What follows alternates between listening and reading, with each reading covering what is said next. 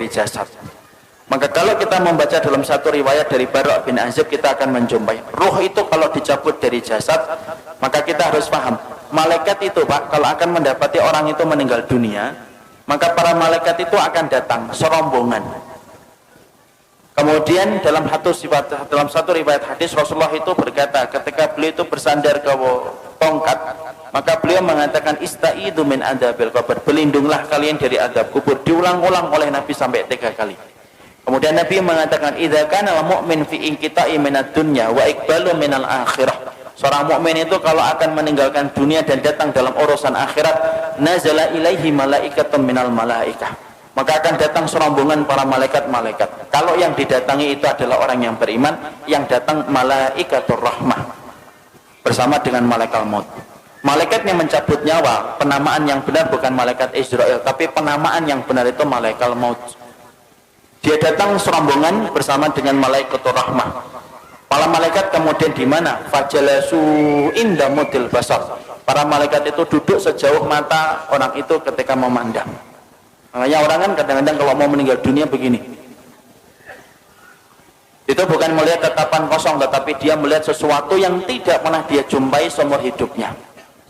Mana malaikat itu kalau yang akan dicabut adalah orang yang beriman, malaikat itu akan membawa 2 barang. 1, kafanun min akfanil jannah, kain kafan dari surga.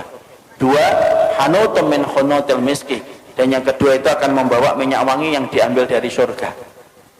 Setelah kemudian duduk sejauh mata memandang, yang akan datang, yang turun 1, malaikat maut di atas kepalanya. Setelah dicabut semuanya sempurna, malaikat maut selesai tugasnya. Kemudian diserahkan kepada malaikatur rahmah.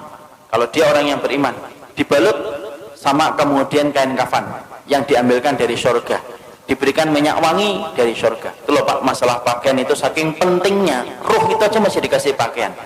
Makanya orang kalau sampai ngeremehin aurat itu kebangetan, karena ruh saja ditutupin itu. Kemudian bagaimana dengan kain kafan yang diambil dari surga, ditutup dengan kain kafan dari surga, lalu kemudian dibawa ke langit yang pertama.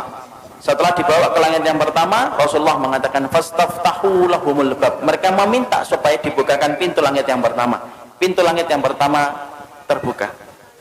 Kemudian mereka memasuki pintu langit yang pertama, karena sesungguhnya langit itu ada 7 lapis. 1, 2, 3, 4, 5, 6, 7. Satu lapis dengan lapis berikutnya sejarak 500 tahun perjalanan. Lapis yang kedua dengan lapis yang ketiga 500 tahun perjalanan.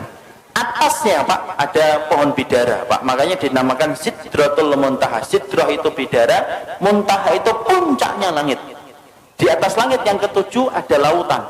Dari dasarnya sampai permukaannya 500 tahun perjalanan. Di atasnya tempat yang begitu besar, itulah nanti kemudian yang menjadi salah satu tempat arasy-Nya Allah. Maka naik itu melewati langit yang pertama. Seluruh para malaikat gemuruh Pak, cuma kita tidak mendengar. Kita tidak pernah mendengar itu. Makanya dijadikan, kenapa pendengaran kita terbatas? Kalau dijadikan pendengaran kita sensitif, malah tidak bisa tidur. Karena tiap hari kita akan mendengar omongan para malaikat, dan kita akan mendengar omongan orang ketika mati, dan apa yang disampaikan oleh para malaikat di atas langit. Dijadikan pendengaran kita terbatas karena ada banyak hikmah. Melewati langit yang pertama bergumuruh para malaikat yang kemudian berkata, Maniruh hadat tayyib. Ini pemilik ruh yang baik, ini miliknya siapa? Hadza fulan bin fulanan. Ini disebutkan namanya yang terbaik yang dia pernah miliki ketika di dunia. Seluruh malaikat menyambutnya. Naik ke langit yang kedua, minta dibukakan pintu langit yang kedua, dibukakan. Terus sampai akhirnya menembus langit yang ketujuh.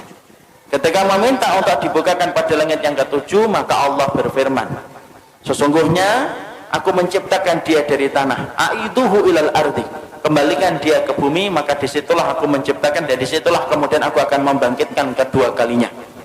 Akhirnya para malaikat kemudian membawa ruh itu, kemudian ketemu dengan jasadnya yang sedang dibawa oleh para pelayat ke area kuburan. Maka kemudian bertemulah kemudian jasad itu dengan ruh. Ya, jasad ini masih dipakai? Enggak, ini sudah selesai. Jadi yang kita pakai ini jasad sementara saja, ini kendaraan kita di dunia. Nanti ketika kita sudah mati, ketika dikumpulkan di padang mahsyar, dikumpulkan di surga, tidak pakai jasad ini.